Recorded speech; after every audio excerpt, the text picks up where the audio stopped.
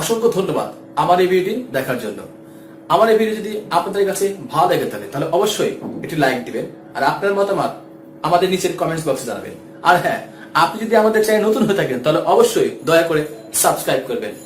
আবারও দেখা হবে নতুন কোনো ভিডিও নিয়ে। সে পর্যন্ত সবাই ভালো থাকুন।